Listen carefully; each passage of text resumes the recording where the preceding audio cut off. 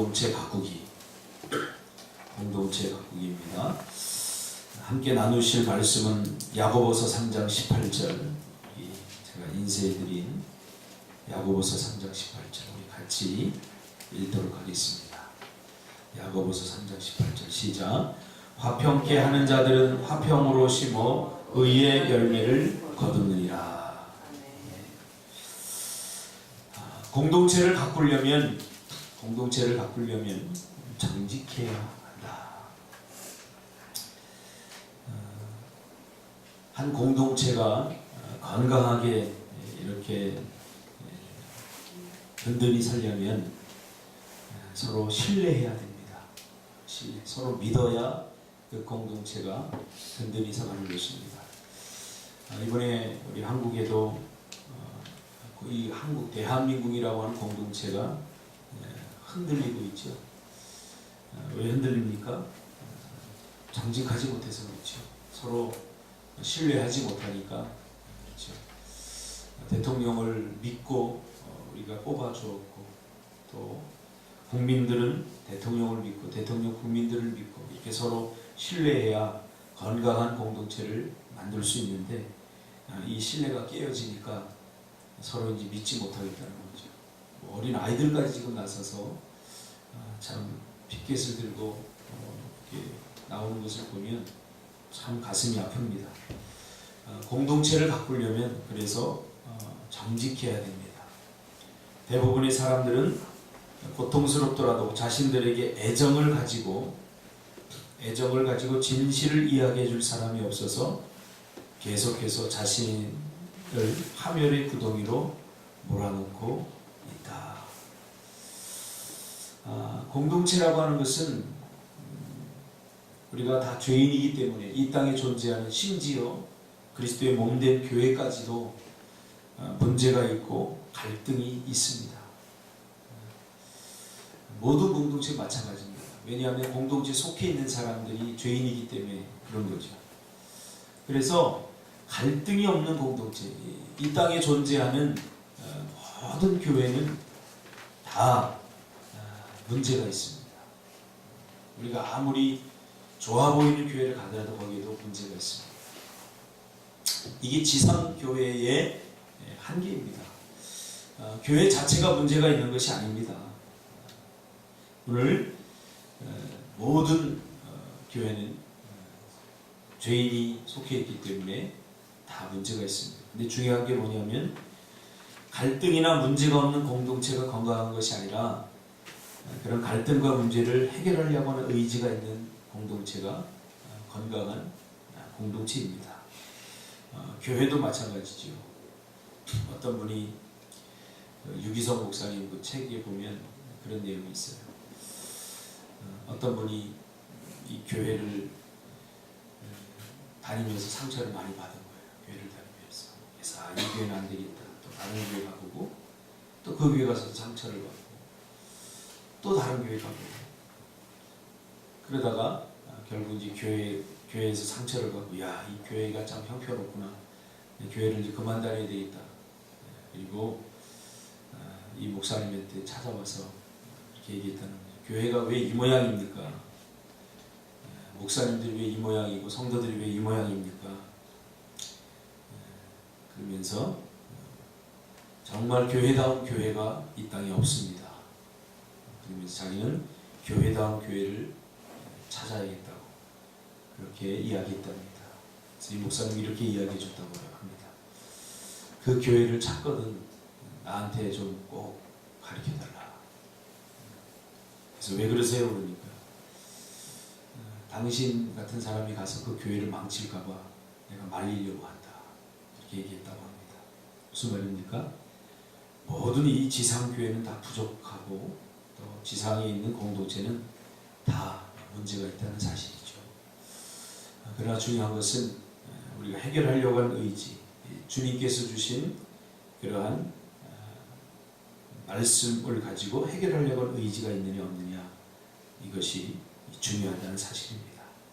그래서 애정을 가지고 이런 문제들을 이야기하고 또 애정을 가지고 진실을 이야기해 줄 수 있는 사람, 서로가 서로에 대해서 그렇게 그런 공동체가 필요합니다. 자꾸 사탕 발림만 하고 좋다 좋다 하는 것이 아니라 정말 애정이 있어야 됩니다. 그래서 애정. 우리가 누군가에게 충고할 때도 애정이 없으면 비난이 됩니다. 애정을 가지려면 어떻게 됩니까? 그 공동체에 헌신해야 되는 거죠.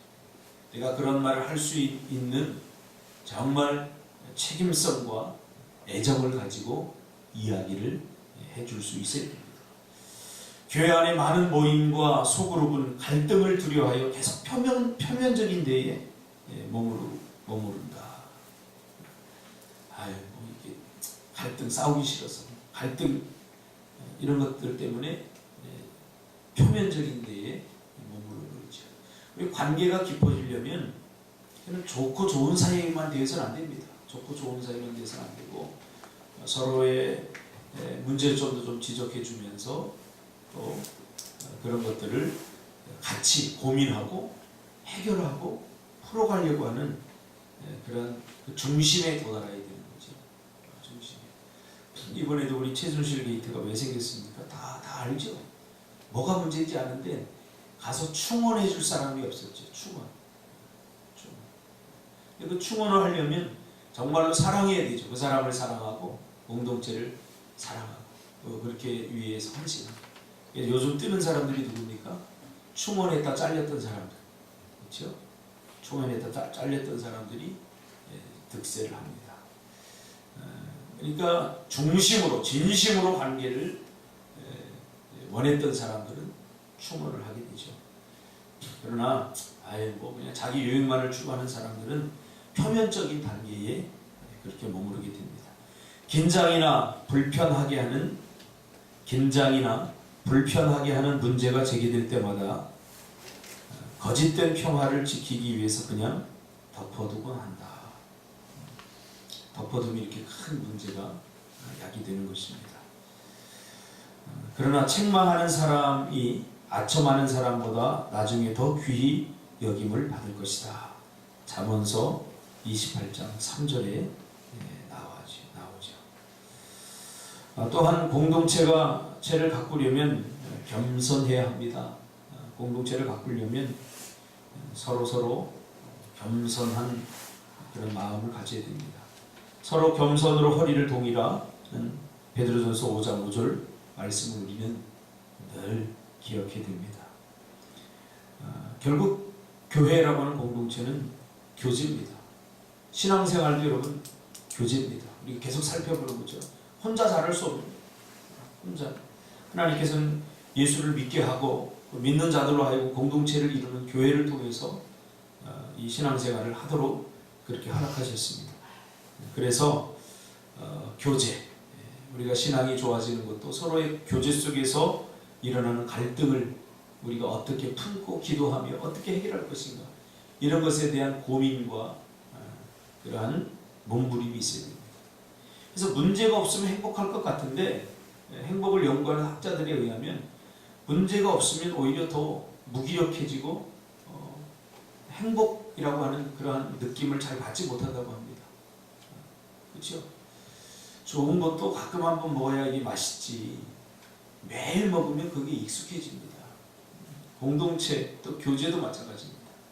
교제의 올바른 모습이 바로 겸손임을 가르쳐줍니다.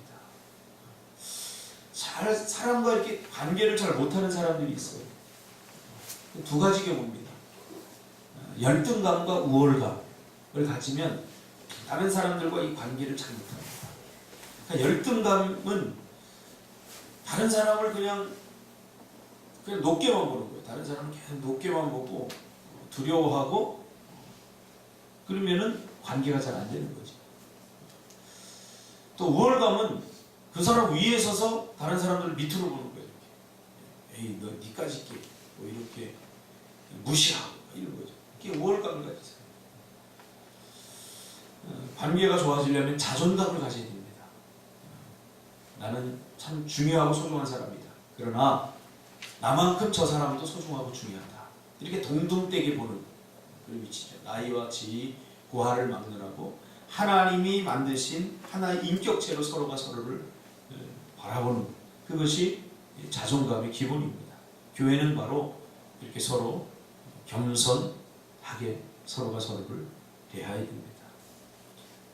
배움, 또 가난하냐 부자냐 뭐 이 모든 것들을 떠나서 이렇게 자존감을 가지고 서로가 서로를 대해야 됩니다. 겸손은 스스로를 낮게 생각하는 것이 아니라 스스로를 덜 생각하고 다른 사람을 더 생각하는 것이다. 깊이 우리가 묵상해 봐야 될 구절입니다. 겸손이란 뭐냐? 나 자신을 조금 덜 생각하고 그리고 다른 사람을 더 많이 생각해 주는 것, 그것이 바로 겸손입니다. 이것이 바뀌면 교만이 되는 거죠.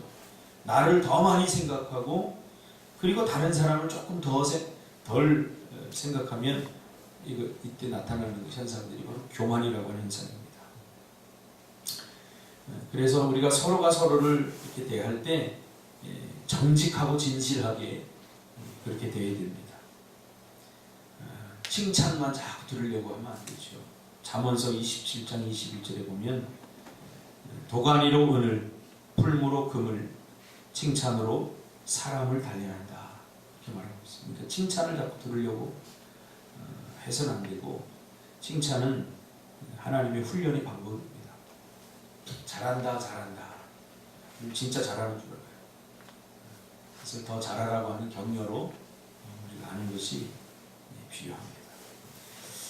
공동체는 서로 공손해야 하는데, 공손, 우리가 우리나라 말로 가장 잘 표현할 수 있는 게 버릇없음이죠. 공손. 이 공손이라고 하는 것은 자기의 바운더리를 잘 지켜주는 거예요. 성경에도 너의 지계표를 넘지 말라고 그랬어요. 지계표. 자기의 바운더리를 바운더리 안에 책임과 의무를 다하고 그 바운더리를 넘어서는 것은 안 되는 거죠. 공동체는 그래 서로 공손해야 하는데, 공손할 수 있는 방법은 사람들이 어떤 삶을 살아왔는지 이해하는 것이다. 그들이 어떤 삶을 살아왔는지 안다면 더 많이 이해할 수 있다. 교회라고 하는 공동체는 다양한 삶을 경험한 사람들이 모여 있습니다. 어느 누구도 똑같은 삶을 살아오진 않았습니다. 다 달라요. 성격도 다르고 기질도 다르고, 또 교회라고 하는 공동체도 이 땅에 많이 있지만 그 교회마다 다 다릅니다. 교회마다 다 다릅니다. 그래서 우리가 교회 안에서 공동체를 이루려면 그것을 우리가 수용하고 받아들일 줄 알아야 됩니다. 또한 공동체를 가꾸려면 비밀을 지켜야 한다. 비밀을 지켜야 합니다. 개인적인 비밀도 공동체적인 비밀이 있죠. 비밀을 지켜줘야 되죠. 이번에도 사건이 일어나니까 다 폭로하잖아요. 내가 버림받았다라는 느낌을 가지니까. 그렇죠? 이 공동체가 온전해지려면 서로의 비밀. 누구나 우리가 공동체에서 함께 생활하다 보면 상대방의 비밀을 알게 되고, 상대방이 굳이 밝히고 싶지 않은 이야기, 그런 것들 다 있을 수 있습니다. 그 지켜줘야 됩니다. 지켜줘야 됩니다. 그런데 그런 것들을 막 떠벌리고 내일이 아니다, 다른 사람의 부끄러운 과거나 다른 사람들의 그런 것들을 떠벌려서는 공동체가 건강해질 수 없는 거죠. 그래서 공동체를 바꾸려면 비밀을 서로 지켜줘야 됩니다. 그리고 따뜻하게 받아들여지고, 우리가 룻기를 하면서 계속 다루고 있는 부분이죠. 따뜻하게 받아들여지고 부드럽고, 공동체는 따뜻해야 됩니다. 인상 쓰고 다니면 안 되고, 우리가 부드러운 표정 연습도 해야 되고, 또 따뜻한 마음을 가지고 서로가 서로를 대해야 됩니다. 왜냐하면 교회 안에 허물이 없는 사람이 어디 있겠습니까? 그렇죠? 허물이 없는 사람이 다 허물이 있어요. 근데 상대방의 허물을 이렇게 따뜻하게 덮어주는 것들이 필요하죠. 따뜻하게 받아들여지고 비밀을 지켜줄 것이라는 신뢰가 있을 때에만 사람들은 가장 깊은 곳의 상처, 그리고 필요, 그리고 실수들에 대해 이야기하고 마음을 엽니다. 서로의 마음을 열어야죠. 마음을 열어야 더 그 공동체가 깊어지는 거죠. 아까도 다루었듯이 그냥 그렇지 않은 표면적인 단계에서는 나는 하나님께만 내 비밀을 다 이야기할 거야. 물론 맞는 말입니다. 그러나 하나님께서는 우리 서로를 만나게 하신 것은 서로가 서로에게 위로를 주라고 우리를 만남을 주셨어요. 치유하고 회복하라고. 그래서 우리가 어느 정도 또 서로의 상처와 아픔들 그런 것들을 말하면서 서로 보듬어주고 또 상대방의 상처를 보면서 또 내 상처도 드러낼 수 있고 그럴 때 이 상처를 다 드러내고 자기의 부끄러운 과거도 어느 정도 드러낼 수 있을 때 관계가 깊어지는 것입니다. 관계가 깊어진다는 것은 다른 것이 아니에요. 서로가 서로에 대해서 정직해야 됩니다.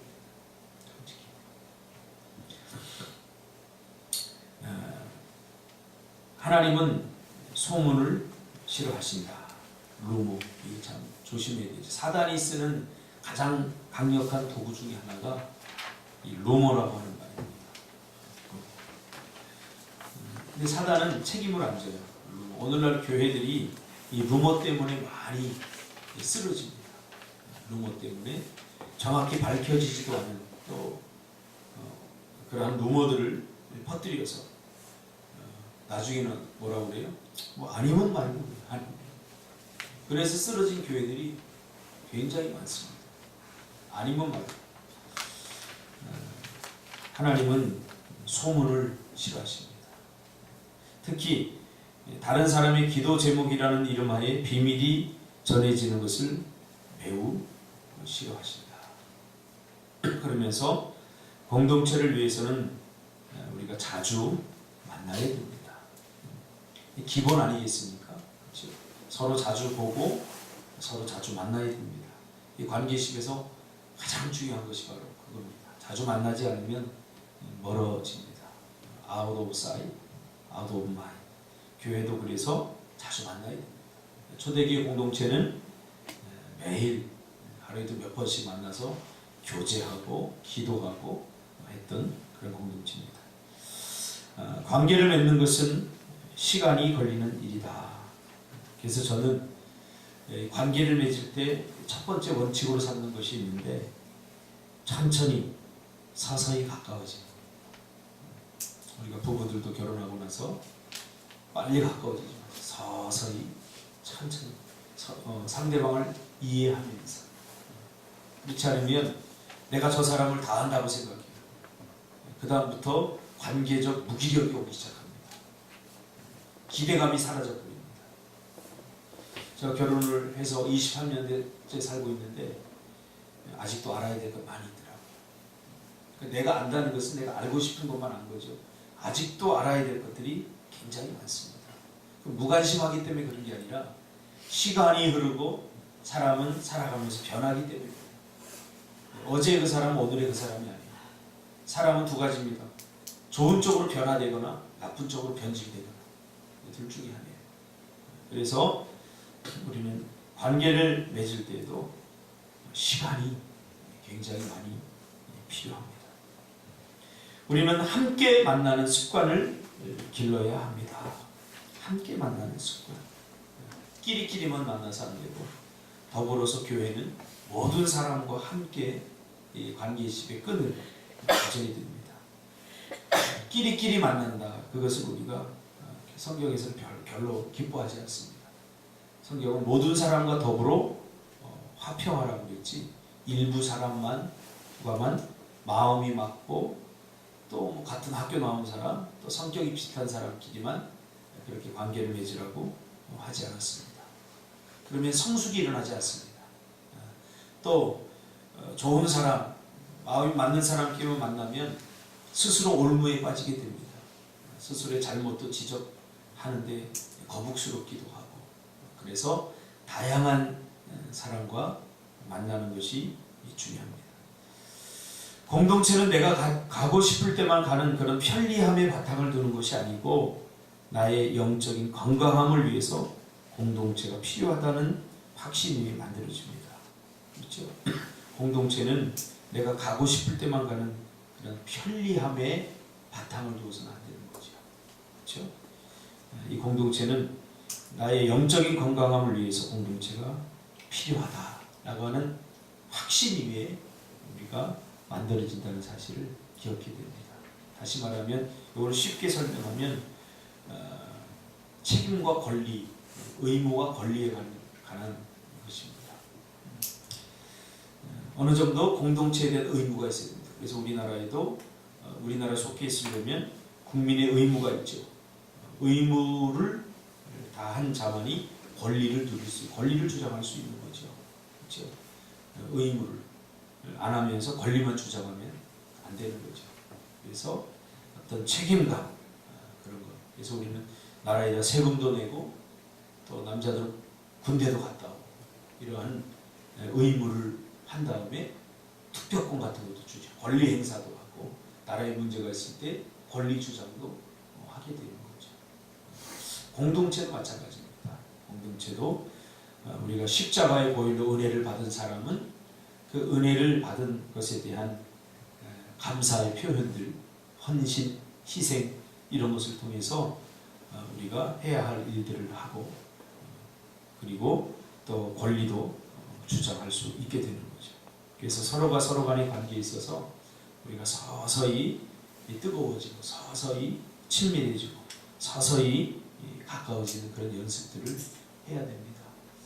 제가 이렇게 관계식을 연구하면서 깨달은 것이 너무 일찍 가까워진 사람들은 이게 오래 가지 못하더라고요.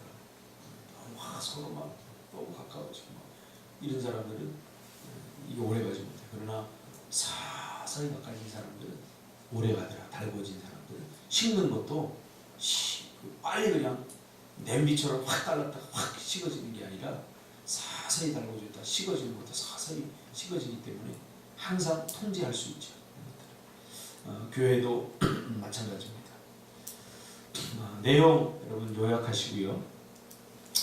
생각할 점 오늘 하루 반복해서 생각하고 묵상해 보세요. 공동체는 헌신을 필요로 한다. 우리나라가 이렇게 유지되고 지탱할 수 있는 것은 아직도 나라를 위해서 헌신해 준 사람들이 굉장히 많기 때문이죠. 어제도 갯바위에 낚시를 갔다가 해경 특공대에서 구조하러 갔다가 2명이 죽었죠. 목숨 걸고 그렇게 갯바위 낚시 다니면 안 돼. 겨울에 가서 취미생활하러 갔다가 애꿎은 2사람이 죽었죠. 좀 가슴 아픈 일이에요. 이렇게 헌신해주고 또 이렇게 희생해주는 나라와 민족을 희생해주는 그런 사람들의 그 밑바닥에 헌신이 있기 때문이죠. 지금도 나라를 지켜주는 군인들이 있죠. 저도 철책 근무를 해봤습니다만 9월 지나가면 눈이 오기 시작합니다. 얼기 시작합니다. 참 힘들어요. 준석 집사도 강원도에서 근무해봐서 알지만 그냥 거기는 여름이 거의 없어요. 봄도 없고 겨울과 여름만 있을 뿐 겨울과 그렇게 지켜주는 사람들이 있다는 거죠. 우리 교회도 마찬가지. 이 교회가 이렇게 유지되고 몸된 교회가 이렇게 하는 것은 바로 이름도 없이 빛도 없이 뒤에서 헌신해주고 또 희생해주는 그런 버텨주는 사람들이 있기 때문이죠. 가정도 마찬가지입니다. 가정도 그냥 되는 것 아닙니다.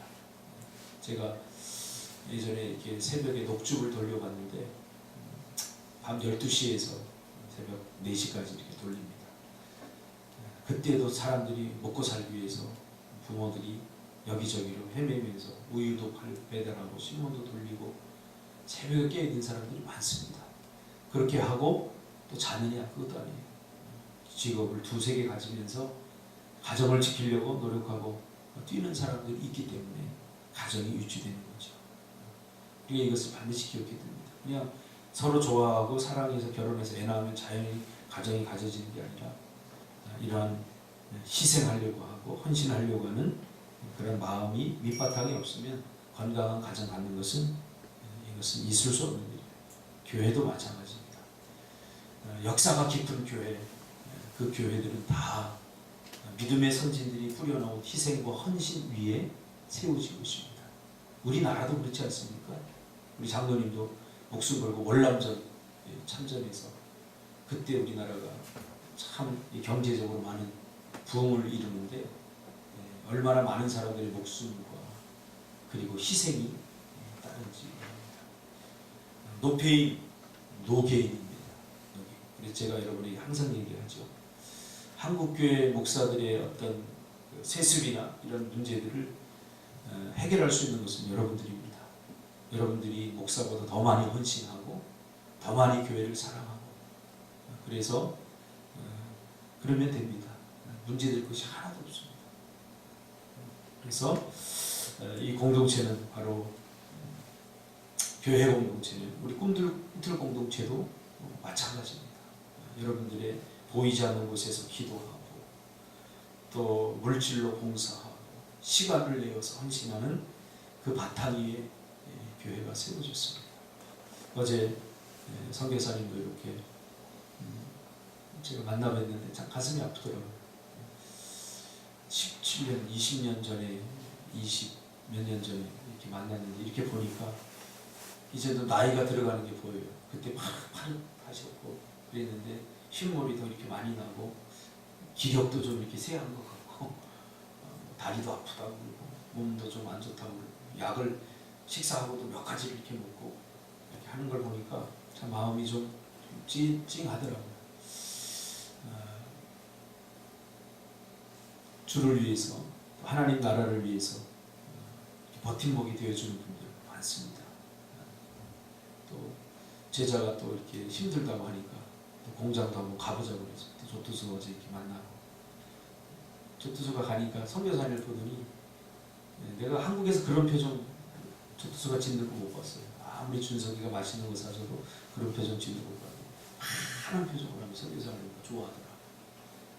좋아하면서 자기 속 얘기도 막 미얀마 말로 하고 이런 걸 보면서 참 희생, 헌신 그것이 또 이렇게 저런 일꾼들을 만들고 그런 일꾼들이 또 미얀마를 새롭게 영적으로 각성시키구나 그런 걸 생각하면서 그렇게 뭐 헌신하고 이름 없이 사라지겠죠.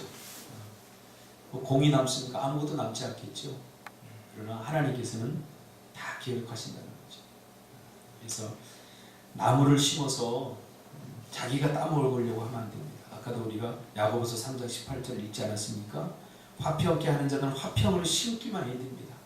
그럼 의의 열매를 거둔다 이렇게 말하고 있잖아요. 반드시 우리의 시간이 심어지고 우리의 물질이 심어지고 뼈를 깎는 우리의 고통의 헌신들이 심어지면 그것은 반드시 열매를 맺게 됩니다.